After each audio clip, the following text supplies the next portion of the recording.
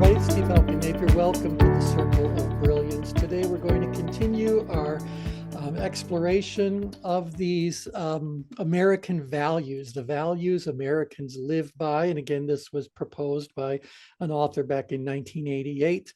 I'll go ahead and chat over to everyone this PDF file of this article, just in case you don't already have it. Let me remind you, though, that it's very important that you read the first couple of pages of it, his like little introductory letter that accompanied this document, to really understand what he was trying to accomplish when he put this all together. So again, this is 35 years ago. What a thing to say, 35 years ago. And it's curious to see how many of these values continue to hold true and how many of them have modified in some slight or profound kind of way. Also, people have asked where this all sits on the change grid. And so by the end of today, I think I'd like to put that out there as a question now that we've looked at 4 of them, and we'll be getting into number 5 right now. So questions, comments before we launch into this? No, I'm glad you sent the PDF. Yeah. And I might send it again, depending if we got people joining us a bit later. Okay, so the fifth value that Americans held or were thought to hold in 1988 at the very least was individualism and independence. And I'm going to go ahead and read this for you guys, just so you can kind of get to where the point that the author had was. But the individualism that has been developed in the Western world from the Renaissance onward, beginning in the late 15th century, has taken its most exaggerated form in the 20th century United States. Here, each individual is seen as completely and marvelously unique. That is totally different from all other individuals and therefore particularly precious and wonderful. So I thought, wasn't that poetic? Why, thank you. So Americans think they are more individualistic in their thoughts and actions than in fact they really are. They resist being thought of as representatives of a homogenous group, whatever the group.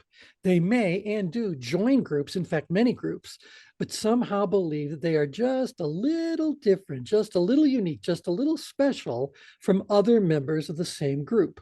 Furthermore, they tend to leave groups as readily as they enter them. Privacy, the ultimate result of individualism, is perhaps even more difficult for the foreigner to comprehend. The word privacy does not even exist in many non-Western languages. If it does, it is likely to have a strongly negative connotation, suggesting loneliness or forced isolation from the group. In the United States, privacy is not only seen as a very positive condition, but is also viewed as a requirement which all humans would find equally necessary, desirable, and satisfying. It's not uncommon for Americans to say and to believe, if I don't have at least a half hour a day all to myself, I would go stark raving mad. Individualism, as it exists in the United States, does mean that you will find a much greater variety of opinions, along with the absolute freedom to express those opinions anywhere and anytime in this country. Yet, in spite of this wide range of personal opinion, almost all Americans will ultimately vote for one of the 2 major political parties in the next election. That is what is meant by the earlier statement that Americans take pride in claiming more individualism than, in fact, they actually have. I'm not so sure about the last paragraph, but okay. Thoughts about this one before we kind of do a deeper dive? I mean, this is stuff that I taught for years. I know Coles, this is, looking across cultures and different cultural values, because coaching people from other countries as they come into the United States and take executive roles. And this is a really core American U.S. American value. I think that it is shifting as we move into tribalism, in the 21st century. Yep. But I think it is the hallmark. It is what makes us tend to be different than most other countries in the world. Mm-hmm. On the other hand, it can also become extremely toxic. There is a toxic individualism that I have really seen and emerge over the last 15, 20 years that I think, is a good topic for us to explore as we look at this value, I think, Yes. going Yeah. forward. Yeah. Yeah. Would you consider that to be the word that comes to mind for me when I read this is elitism? Would that be like, that's kind of like what I think the perception of Americans is around the world. Right, but that's a comparative statement because within Americans, I don't think any of us perceive ourselves as being, elite, and that's why we're individuals. Maybe the rest of the world who's judging us as elite wish they had whatever it is they're accusing us as having because we're elitist. Do you know what I mean? It's like that If I could be, can, yeah. if I can comment here on that, I mean, I think individualism is very different from elitism. And I Mhm. think the elitism comes from a whole different set of values that Americans hold, which is that we can control our environment.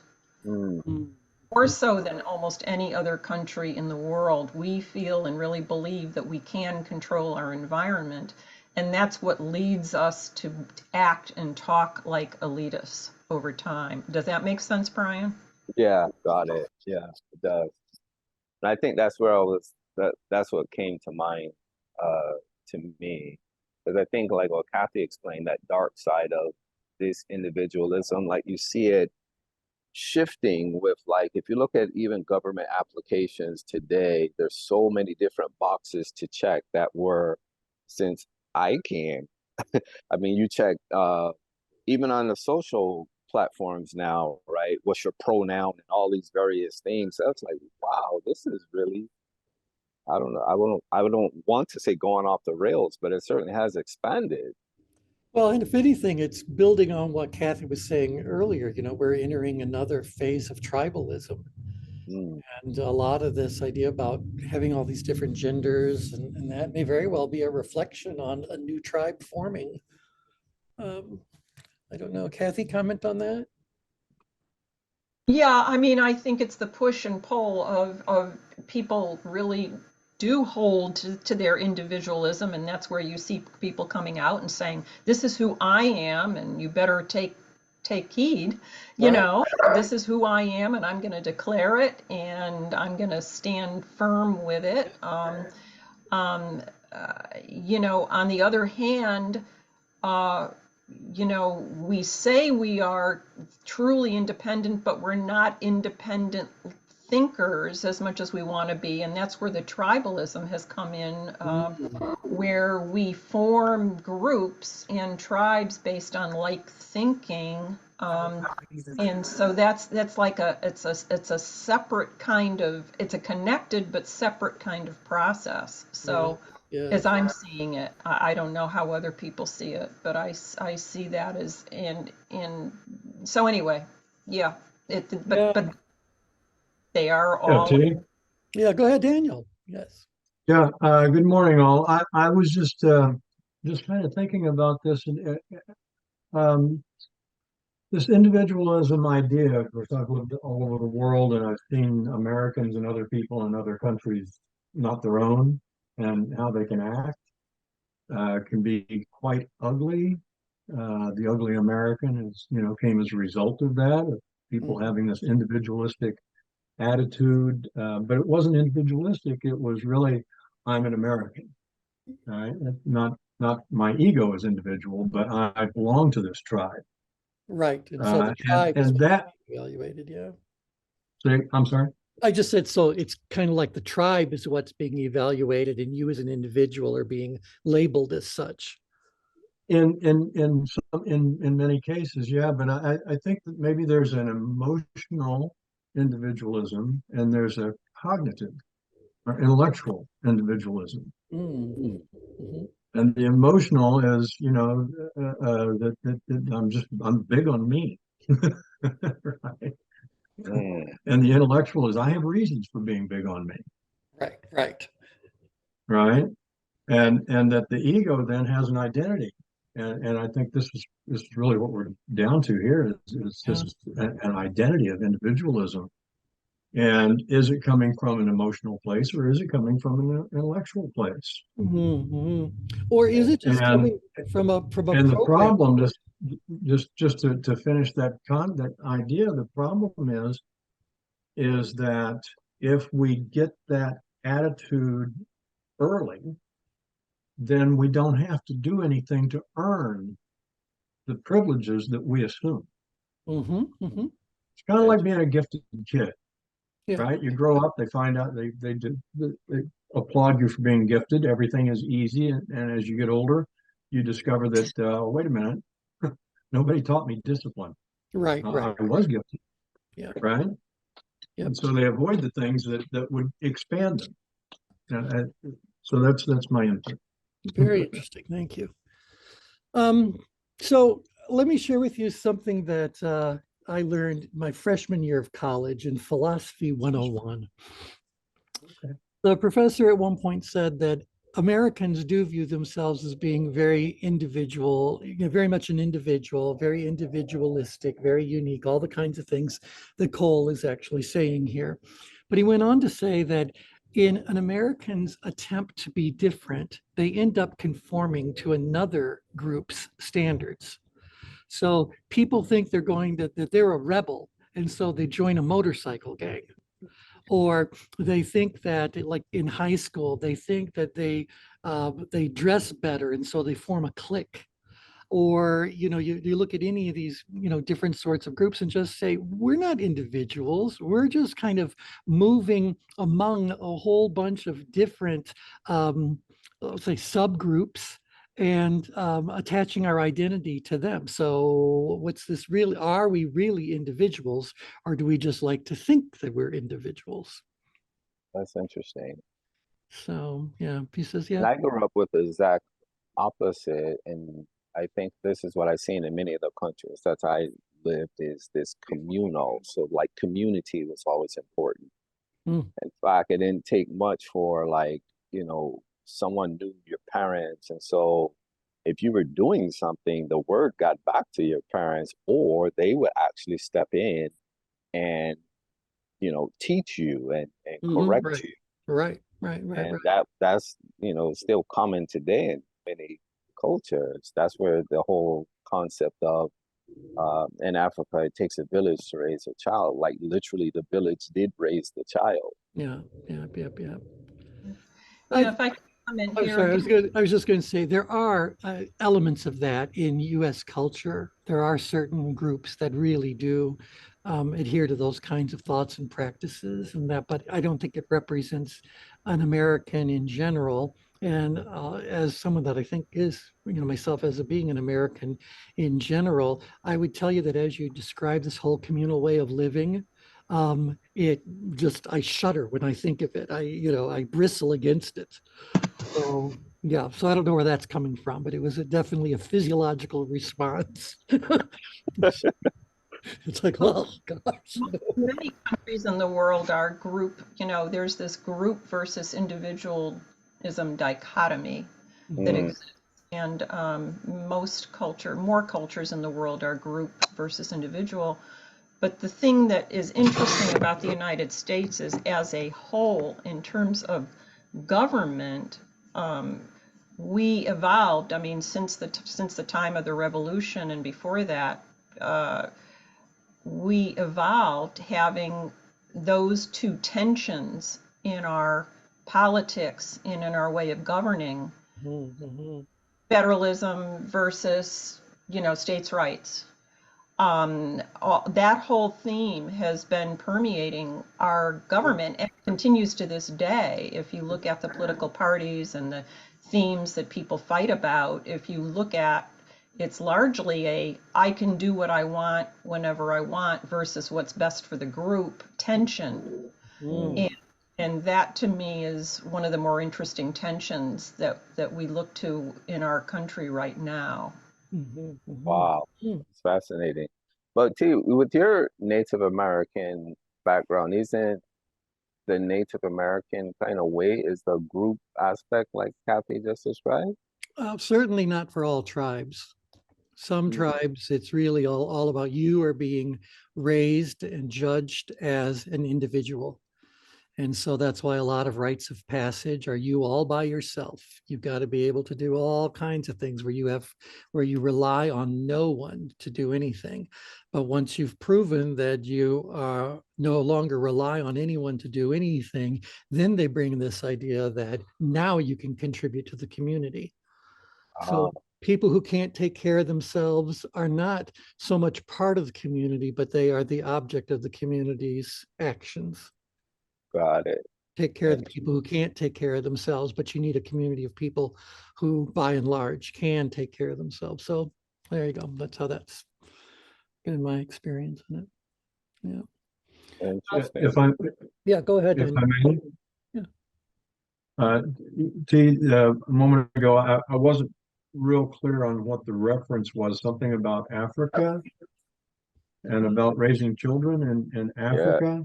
Yeah. yeah. And T, Brian has quite the cultural background. So yeah, uh, Brian, go right so, ahead. And, yeah. so T, your statement was it made you somewhat uncomfortable to consider. Oh, no, Is no, that right? no. It had nothing. It just had to do with there are a lot of cultures, a lot of societies where the needs of the individual are considered far less important than the needs of the group. Hmm. And that, it's working collectively where, on a daily basis, you're getting together as a community and working together as a whole to do that. When I even think of that, I shudder.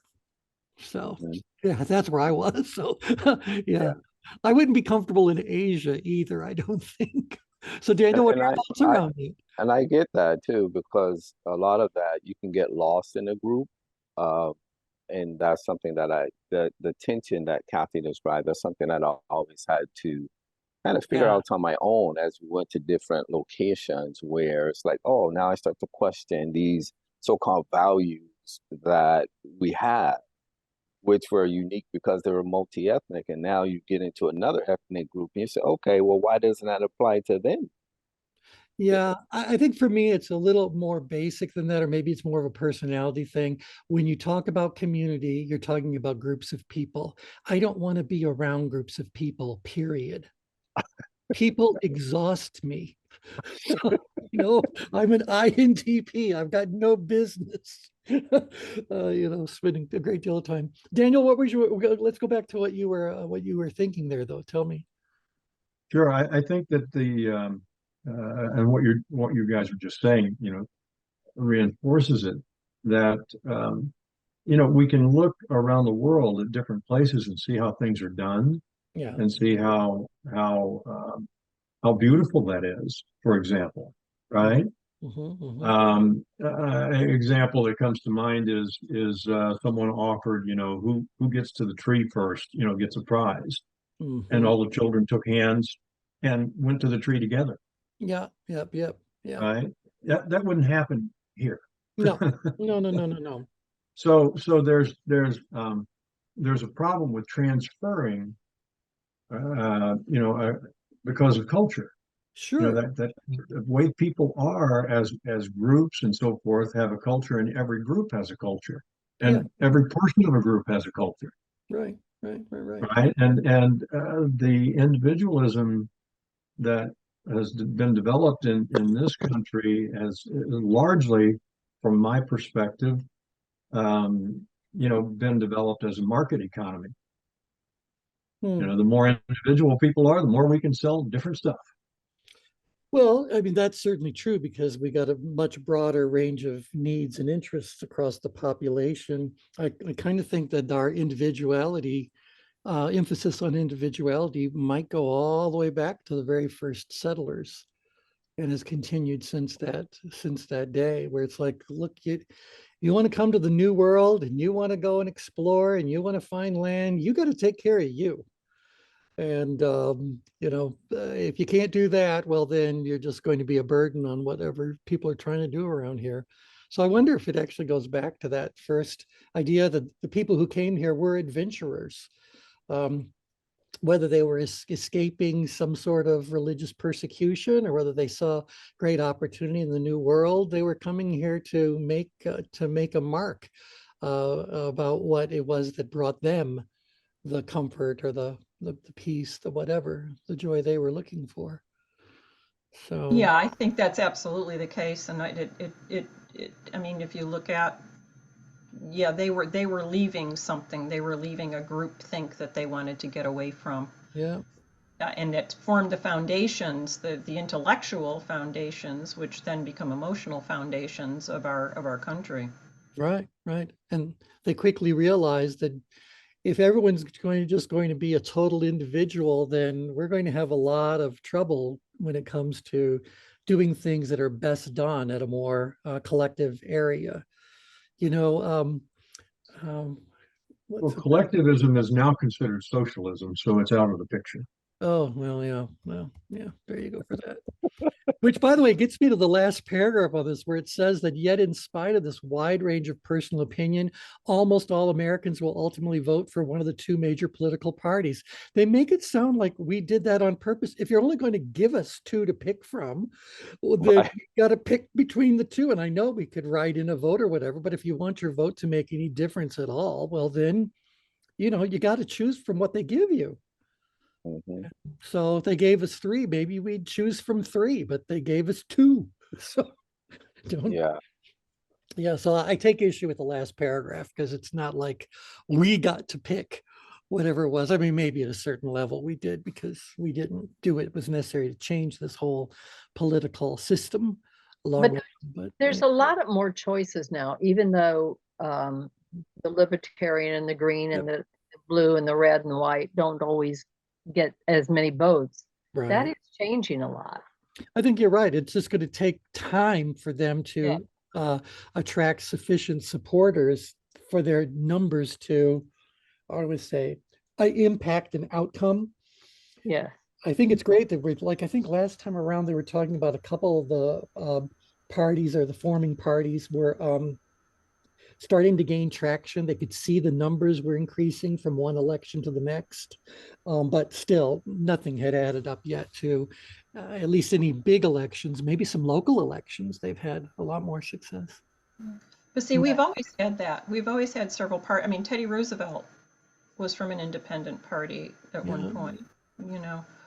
Yeah, and see, to me, when I hear independent, and I think of myself as being an independent, I go like, am I supposed to like sign up for being an independent? Is that actually a party, or is that just our way of saying I don't feel comfortable with either of the other two labels?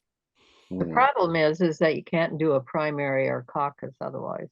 Well, that's exactly right. Which turns it to a whole different set of mathematical manipulation opportunities. So, Okay. yeah. I was going to ask Kathy real quickly before you move to the next one. Like this individualism, is this what feeds into this America super status kind of thing, like the superpower? I hmm, know some of that is monetary because there's been talk about if America ever loses monetary value, then the China or one of these other BRICS or something like that may uh, potentially take over. But I wonder, does this individualism, like what factor does that play into this idea of the U.S. as a hmm, superpower? Well, I mean, it's a factor. I mean, there are lots of factors. We also have a strong value of competitiveness, which is hmm. different from individualism. Mm, There you go, number 7. Competition and also the future orientation. So we are extremely competitive, and when you're highly competitive and individualistic, and you believe you can control nature, Yep. it all leads to power. It mm, does. It leads to innovation. It leads It leads to to a lot of things. Yeah, right. it's And got not it. any as far thing, as as Brian. far It's a bunch of things that are contributing to that, I think. absolutely, Got So absolutely. it. is it individualism or is it American what is it, exceptionalism? Is that what they call it? That's a Exceptionalism. Yeah. concept, is what I'm saying. I think that's a Yeah. different concept from individualism, that there are other things that lead to American exceptionalism, that individualism is just one piece. Got it. Let me just throw one more thing into the mix here because we're using some labels. And I think there's a big difference between labels we choose to identify ourselves as versus labels that are being imposed upon us by some outside source. So Mhm. I don't think that any American, I think right now we would say we're a superpower because we've been told that. Who first even coined the phrase superpower? Why do I suspect it was the media or something like that gave us this label or this idea about American exceptionalism? Is that how we actually think, or is that a label that's been applied to us by some other group? So yeah, we're individuals. We'll definitely what do we say, accept that, hold that, say, yep, that's true. But some of the other things, I don't know that we would really go, that's a judgment that's being imposed upon us. And, That's a more good power question to, to ask. yeah, I don't know. I just hear some of these words and I go, I don't think that's an American value as much as it's someone who may not agree with American values or may look at them as being negative and needing to label us some way to make them feel better. I don't know. But like I can tell you, and you guys that have done work all over the world know this. America is not the most elite country you can go out there and bump into. There are plenty of countries that are far more elitist than the US is. But if they want to label us as being elitists, maybe in certain cases, certain scenarios we are, but we are not alone. We have international brethren in the world of elitism. I totally agree. I mean, we do not, yeah, elitism is not a value. It emerges out Yeah. of, we have an unspoken class system, but elitism is not a value the way it was with Britain or even with China or many other large colonizing Right. countries who are extremely hierarchical Yep. and Yep. are not Yep. hierarchical in comparison to other countries. We are not hierarchical in that way. Yeah. Mhm. Yep. Yep. Yep. Mm. All right. I think that elitism continues to come under attack. Recently, some major universities have Harvard included, Yeah. have come under attack for their recruiting and that's the if your parent one of your parents went, Yeah. you're Legacy. in. Yeah. Legacy. That's elitism. That's interesting. I mean, because I always thought that was always a part of the way universities operated. I mean, I went to Hope College. I promise you, if you've got any relatives who have ever gone to Hope, you're going to be a preferred student application. That's true in almost all private Right, colleges. right. Mhm. That's It's where not they a, get their legacy not anyway. a Ivy League thing at all. It's not. And, places like Harvard and other Ivy League universities have huge scholarship programs too. Um, so it's a lot of these are labels imposed on other things. It's not that there isn't a sense of elitism at time among its members who form elitist cliques in those organizations, but my own experience with it is that there's a tremendous amount of much more egalitarianism sometimes in the Ivy Leagues than there is in some of the smaller private universities Oh in the yeah. United Yep, yep, yep. Mhm. Yep, yep, Yeah. yep. Yeah. All right, let's take a look at this next one. Self-help/initiative. In the United States, a person can take credit only for what he or she has accomplished by himself or herself without any outside assistance. Americans get no credit whatsoever for having been born into a rich family. In the United States, that would be considered an accident of birth. Americans pride themselves in having been poor and through their own sacrifice and hard work, having climbed the difficult ladder of success to whatever level they have achieved all by themselves. The American social system has, of course, made it possible for Americans to move relatively easily up the social ladder, whereas this is impossible to do in many countries. Take a look in an English language dictionary at the composite words that have the word self as a prefix.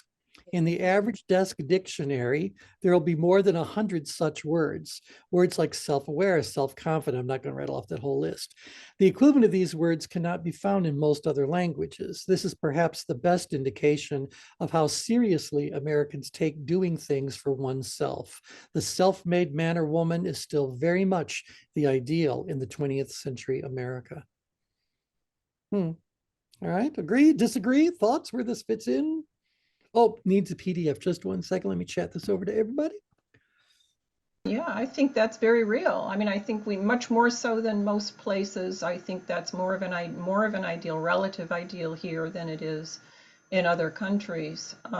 It doesn't mean that mobility is easier now. I mean, I think mobility is getting harder now in our current 21st century than it was then, even a century ago. But I think much more so, to the point where we look down on people who need help. Mm. Yeah. And we're quick to label people as socialists or whatever if they want a collective support, a form of support for those who don't have. Right. Who don't have. So there's, so that's the flip side of that. But I think this is very much an American value. Yeah. Very much. Yep. Yeah, And the new generation, the kids that are in the young people, I'm sorry, the high school, college today, does this hold true? Do they believe this? Well, I think we are looking at the evolution of the value as well. It may very well be that the younger generations have this idealistic view of what the world could and should be. I don't know if that's any different than how any of us might have been back in those same age groups. But yeah, I think, Daniel, you're right. They may very well be moving towards more of a collective kind of way of thinking. And sooner or later, it's going to be their world. And so, yeah, that's my thought, as poorly stated as I just made it. I think that world for them, it's their sense of collectiveness. It might be uniquely different in that they're being raised by technology. It's kind of like in the startup world. We talk about this all the time.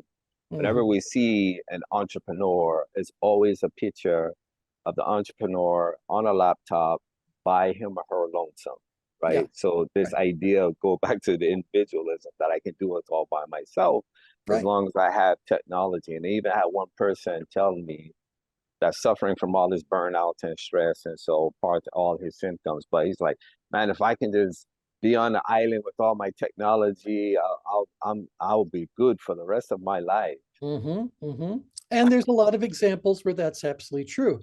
If you look at the most successful people on YouTube, the majority of them, certainly not 90% plus, but the majority of them are going to be American, individuals who went out there and started a channel and did their thing. So yeah, we're seeing, and certainly the most successful one of all right now is Mr. Beast, and he's out of North Carolina.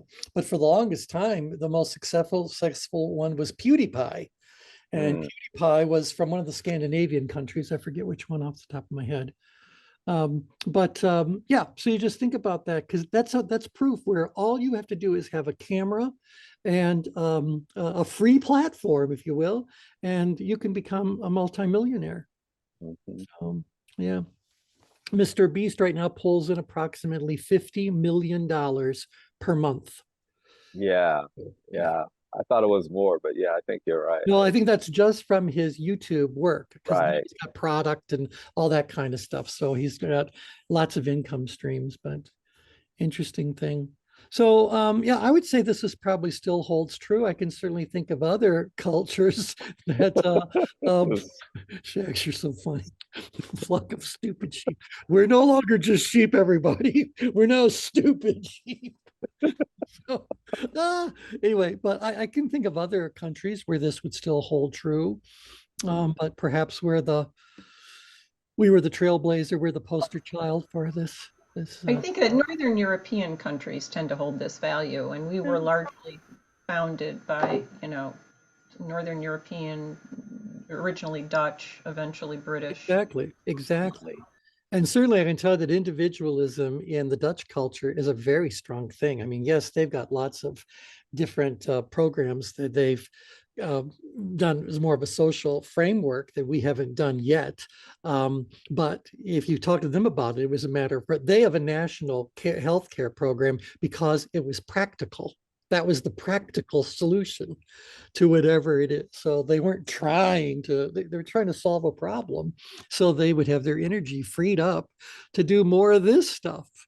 Mm-hmm. So, but again, going back to what Kathy was saying earlier, I don't think were the Dutch, the Dutch were into what was it called? Colonization. Yeah. Oh, And absolutely. Dutch East India Company. The Dutch exactly, founded right, New right. York.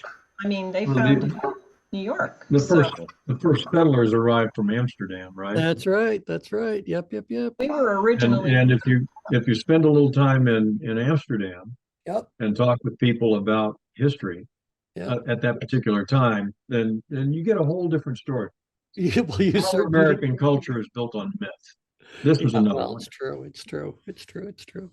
All right. So self-help, I can see that this holds true. And again, everyone always remember this is 1988, and he was writing this to help foreign business people or foreign students coming to the U.S. to understand us, so we weren't so perplexing and we weren't rude. Like I had a client who had an American company who had a very strong business that they had developed in Asia, specifically in South Korea. And so the offices that were in South Korea, they obviously initially staffed primarily with people from South Korea. And they basically observed the way that that location was managed and how different it was from the way the company managed people in the US. As you can imagine, there was far more of a hierarchical structure in South Korea, far more formality.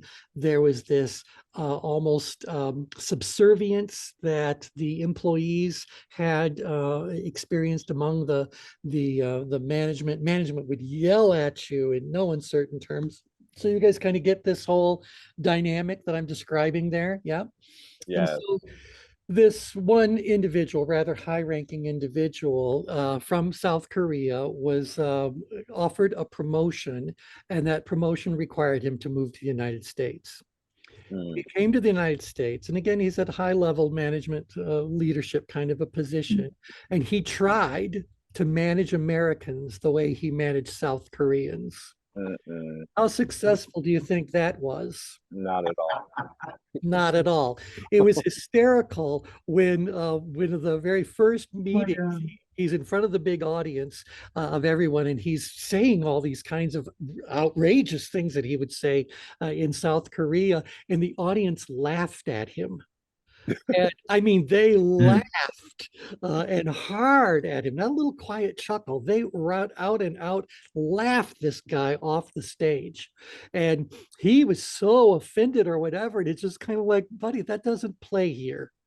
And so here you're nobody special. You just have a different job. And if if somehow or another you get your jolly satisfied by people looking up to you and on, then this is not the place for you to be. So, but they actually had to have what they refer to as a come to Jesus meeting with him. And I said, I don't know how that applies to South Korea, but whatever. So, yeah. Anyway, I've seen the same thing in this country, see, in yeah, manufacturing plants where someone who came from a culture where screaming and berating people was okay, tried that here. yeah. Didn't work well. Didn't work at all. And that's why I think the whole point of this document that Cole's put together was, don't be shocked by this. Don't think the US is going to change for you. These are our values, and adjust accordingly, or at least understand them for what they are, so you're not taking offense and you're not setting yourself up to be the object of ridicule. So, Mhm. all right, as Kathy pointed out earlier, competition is also part of this whole thing. Americans believe that competition brings out the best in any individual. Oh, you know what? I might not go through this because there's another piece and I just saw what time it is. But just to finish this off, they assert that it challenges or forces each person to produce the very best possible. Consequently, the foreign visitor will see competition being fostered in the American home and in the American classroom, even on the youngest age levels. Very young children, for instance, are encouraged to answer questions for which their classmates do not know the answers. And we can go on this to see, but I can just, speak as me. That when they started to give out trophies for participation, am I the only one who kind of went like, oh, that's not going to work. Mhm. That's not helping the situation at all. So that's fine. That's fine. That's created a mess. It's created a total mess. It really has. A It really has. total mess. It's like, no, someone gets to win. Someone gets to win. At the Mhm. same time, in my role as a consultant, I've been talking to sales organizations over all these years who are trying to put together some sort of like a little bit of a sales contest kind of thing. And what they most frequently did was they had a single prize for the top performer. And I told them from a tension management perspective, that's a giant mistake. So it's a giant mistake because the moment we see one person pull out ahead, it's going to actually reduce the efforts that everyone else is putting forward because they know she's likely to get the top prize. Why should I even bother? And so they would save whatever deals they could have closed for the next contest. And so I said, no, the way that you need to structure contests is so that anyone and everyone who reaches X performance level gets the big prize, so that there is a never-ending opportunity for people to show what their value really is, what their contribution really is. Look at how long it took us in American corporations, probably 40 or 50 years, to figure out how to do teamwork. Well, there you go. And most of them still don't really get it. Yeah, we'll have the meetings and then make our own decision. Right. Uh, The only place we do it well is in sports, and that's because you're trying to win something as a right, group. right. Yeah. It's like, it's crazy, crazy. So I wonder, does this create an interesting tension as well? For that brings out the dark side of competition, if you will, because like, to your example that you said, like we raised this, we call this total well-being fund. We're trying to do some projects on the ground. Well, most people, when they see fundraising, they see the billionaires who say, oh, they're going to leave most of their money, as a legacy when they die. So they don't think their $5 or $10, can match that. And so they won't give. Right, And right, then right. that's what we're finding out from them. So it kind of creates, this gap, if you will, unnecessarily. That's right. Uh, Well, how often have you guys heard the whole, how often NPR is always doing their member drives? So mhm. they're never asking for people to donate even 50 bucks. Not even, I don't even think I often hear them mention 20 bucks. They're saying, $5 a month, if you can pledge that, it makes all the difference, blah, blah, blah. So they're kind of sending the message to everyone that they rely upon the $5 donations, even though it's NPR. It's getting some big donations as well, but they don't even talk about those big donations. That's for the thank you screens on the big television productions that they put forth. Yeah. But let me address what you guys were saying about competition. For the most part, I would say to you that values do not overlay on the change grid. Now, we could look at each one separately and say, if I'm holding this particular mindset, where might I be? Like, if I really am someone who's very much an individual and I'm very much someone who wants to take care of my own world, whatever, where would that kind of plot on the change grid?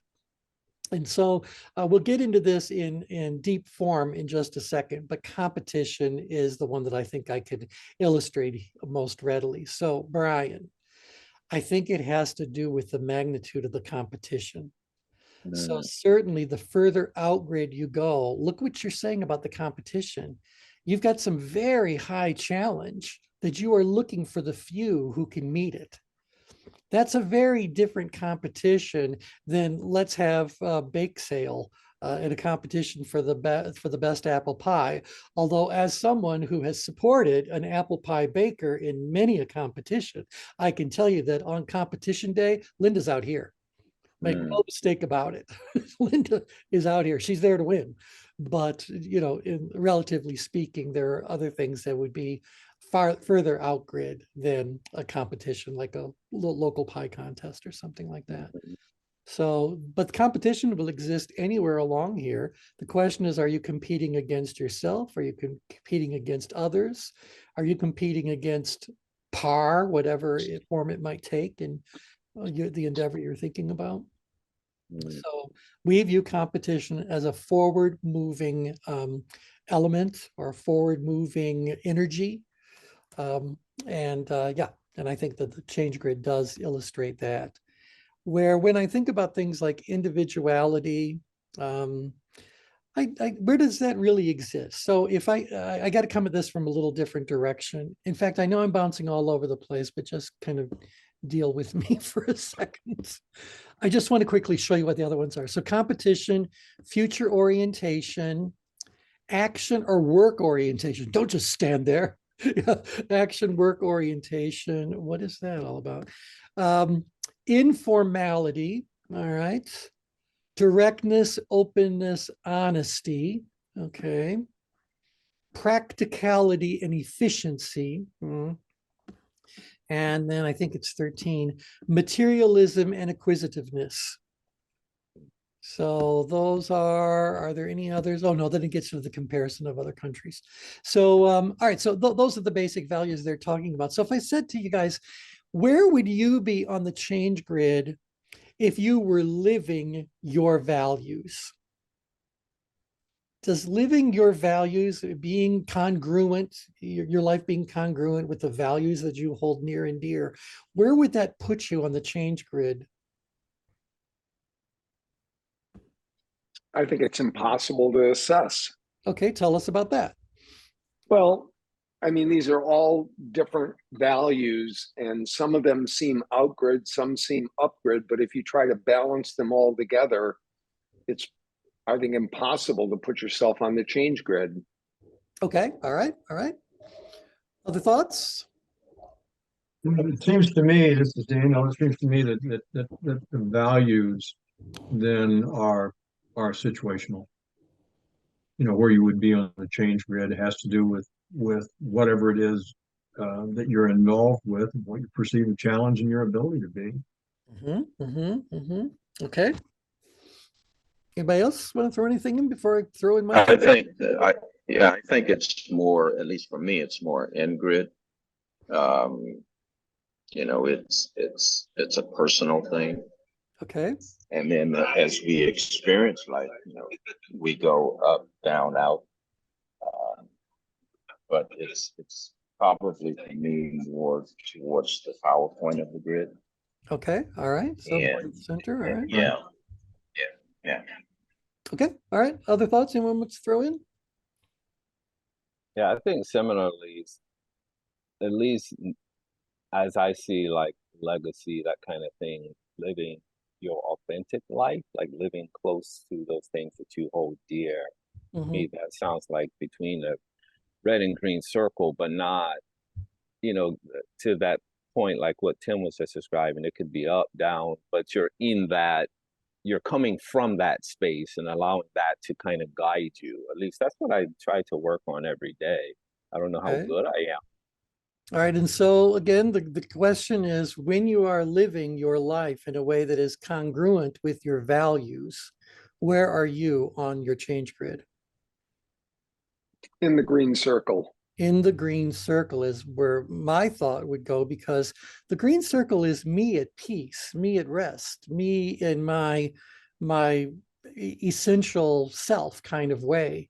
And yeah, even then, if I just go inside the green circle, recognize there is an outgrid area, there's a downgrade area, there's an ingrid, there's an upgrade area.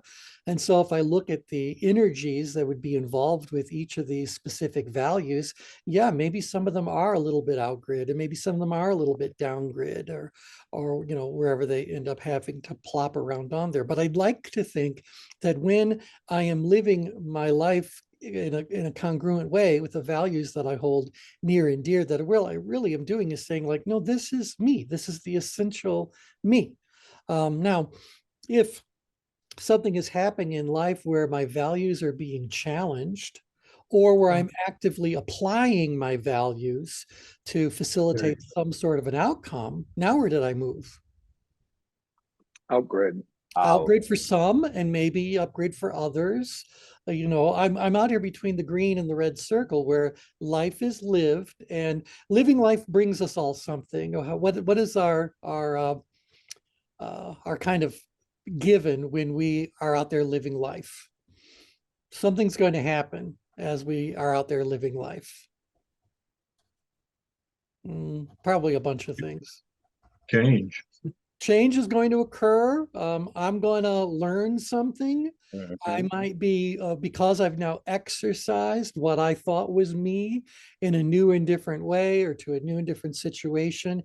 Maybe I am evolving in my understanding of my values. Maybe I'm starting to make some adjustments to my values. But all that growth was the word I was looking for. Growth is what happened when we go out there and live our life between the green and the red circle. There are growth opportunities all the way around this for us. Well, that growth is just going to end up enhancing what's going on inside of our green circle. And so that's my thought. Our values, as we hold them near and dear, are just an essential part of who we are. We could certainly talk about where they came from and blah, blah, you know, but wherever they are who we are. We meet ourselves where we are on this very day. And if we can live a life that's congruent with our values, well, then we feel pretty much at peace and balanced, and whatever the case may be. Sadly, the world is filled with other people. And so those other people are going to either challenge us, which might move us upgrid, or we're going to see a way to apply our values or exercise those values in a way that can make a change one of these ways. And so we're going to go out there and do that. We're willingly stepping between the green and the red circle. Green and the red circle. Now, so we had talked about that before, T, but does that indicate that the core, if you will, does it continue to expand and grow to where you know, you're expanding that green kind of to integrate? Because like the whole work-life balance never made sense to me, because you know, balance isn't like this perfect thing, 50% here, 50% there. That would not be consistent with like how the body works in general. Well, so to me, it's all about exactly. Yeah. It's all about integration to me, and the more authentic being that I can offer to whatever I'm doing, whatever role I'm playing, then I see a better outcome. So that's what I'm trying to convey. Yeah, well, and to your point, I would say to you that the change grid is a relative kind of a thing. So as we grow and expand and change, our change grid stays just the way that it is. It's just growing in and of itself to the next little level. So I wouldn't worry too much about, is our green circle getting bigger or our green circle getting smaller? I mean, keep in mind, the green circle is where it is rather arbitrarily to begin with. So we're just saying, try to stay close to center, and, you know, good things will happen. But I would say to you that what we're always doing is redefining what's going on inside of our green circle. So any of you who have adopted any sort of a practice for centering yourself, whether it's meditation, martial arts, any kind of movement sort of thing, you know, as you got better and better at it, that's what changed. You got better at it. And so, yeah, now you're looking at yourself as having a new level you can go on to, or you've accomplished a certain thing that's giving you certain abilities and sensitivity. It's all about enhancing what's inside of the green circle, as opposed to the green circle growing. Right, got You it. know, Yeah, yeah. that makes sense. Yeah, similarly, I don't think the red circle needs to shrink back any. I think that the red circle is there just to say, this is a reasonable limit on what you should be expecting from yourself, as far as living life is concerned. If something's going on in life that is putting you outside of that red circle, my first piece of advice to you is employ whichever one of the survival techniques is most likely to serve you in that moment. So you're out here, fight. You're up here, get out of the way. You're down here, just don't do anything at all. If you're down here, just disappear. Take the attention away from you, because you're in danger no matter where you are outside of that outside of that red circle. So I don't know how that applies to values. It might actually be whatever the opposite are of our values. If we're in a situation that pushes us to the opposite of one of our values, we may very well find ourselves in a danger zone. Mhm. Yeah. So See, I think when it comes to this list of values that as you to have them represented and presented as U.S. values puts us, for me and my work, way out into the danger zone. I'm looking at this and I'm looking forward to reading it more in depth. But from a DE&I perspective, this is very, very difficult and very conflicting. He published this 20 years after the Civil Rights Act in '64. Right. And so here we are now, still fighting that same fight. I would invite him to sit in a DEI session and see it. His writings around equality hold true. Well, And actually, even the point about individualism that we were discussing, and I was trying to jump in on that, but I'm having trouble connecting my earpiece to my device. for But sure. those values are the things that we're confronted with in those conversations in the live space. Well, go Yeah. ahead, Tina. Well, what I was going to say is, as you read this, the value that Americans hold for equality and fairness was in point number 4. And in fact, I think you were traveling when we talked about this, because I said, if there was ever a value that we need Tim on the call for, it's this one. So, Yeah. because they don't talk about equity. They only talk about equality. I don't know that equity was a thing in 1988. But I do know that this piece of research was rather substantial. But those first 2 pages, he makes it really clear. He just says, this is just to help people better understand how Americans are operating, at least in 1988.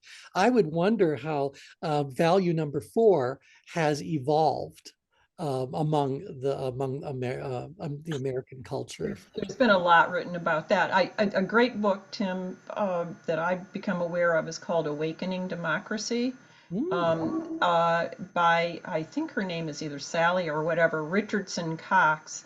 And she's an historian, and she talks about how that the Constitution is based on property, but that's a Declaration of Independence that and that what was it that Lincoln quoted? It was the that speaks to more of equality. The Emancipation Proclamation? I'm sorry, the Emancipation Proclamation, but he doesn't speak to the Constitution, but he speaks to the Emancipation Proclamation and the Declaration of Independence that speaks to real equality versus property ownership, which is an interesting concept. Right. Wow. Yeah. There's So it's all very interesting, but that's a book I'm exploring now when I have time to read it, Awakening Democracy. Excellent. Well, I do think Thanks, Scott. this discussion has been pretty interesting, because while we can still see truth in each one of these values, and it's continuing to exist today, most of the time we've said these have evolved. These are not what it was in 1988. I wonder what it would look like today. So, Kathy, do you know of any more recent studies of values that? Well, I mean, I've been working with the evolution of these things over time. The way there are different groups that have taken these values and done some different things with them. I can't quote a book on it right now or anything like that, but I know that if you look at cultural trends, Yeah. you can point to the tensions. It's really about tensions between some of these values that becomes really interesting. Their dichotomies Yeah. it's much more interesting to look at the dichotomies and the tensions, like the grid, the Yeah. tensions between those dichotomies that were always shifting among the poles around. So, self-help and initiative versus, community, Right. Right. competition versus cooperation, all of that, and it's going back and forth among those poles that we've been shifting around and doing for many, many years. And when we reach too far on one side, it becomes toxic. And I think Yep. that's what the tribalism is all about, pushing. We are being pushed to polar extremes right now and trying to find our center. Yes. Yes. That's a good point, Kathy, because I think about that. Like this came out in 1988. I came 5 years after. And so I'm thinking about it from 2003, and it looks very different to me. But this is something that I certainly could have used, I think, when it came here. Mhm. Yeah. No, absolutely. I think things are I shifting. just, I just asked ChatGPT, what are the modern values of the people of the United States? All right. Some are the same, but they only listed 10. I'll just give the names of them. I won't discuss. Individualism. Yeah. Yeah, okay, now it's not moving. Okay, there it goes. Equality, Mm-hmm. freedom and liberty, Mm-hmm. capitalism and economic opportunity, Mm-hmm. Mm-hmm. innovation and progress, Mm-hmm. hard work and meritocracy, Mm-hmm. diversity and inclusivity, Ooh, Tim, we'll have to look at that one. philanthropy and I missed it. What? No, Tim, because that's his thing. DEI is Tim's area of expertise. So, Oh, okay. Philanthropy and volunteerism, yeah, and finally, patriotism. that's interesting. Yeah, there's some very different ones on that list. Huh. Very interesting. All right, so And it says they may manifest in different ways and often come in conflict with one another. they often may. They often may. Yeah, any of you guys who are playing with ChatGPT, go ahead and ask it what the current values are. Keep in mind, though, anything it tells you is 2 years old now. Because Yeah. unless you've put in some of the plugins, everything that it's telling you is before the autumn of 2022. So I think September 22 is the cutoff date. Okay, so we'll pick up where we left off on this next time around. And I do think that the important thing for us to walk away with from this is that whenever we are working with somebody, we're working with their value system, but their value system is similar to all of ours in that movement along the spiral dynamic is happening. And that's where I think, spiral dynamics is the study of the evolution of human values. And so if we're saying these are our values, then we're going up our own little spiral dynamic. And I'd be curious to have you guys tell me which of these values are most likely to move us up the spiral, and which of these values are going to hold us back in our movement up the spiral. So, all righty. Thanks so much for joining in. You guys have a wonderful weekend. We'll talk again soon. Take care. See you, everybody. Have a good day. Thank you. Cheers. Take care.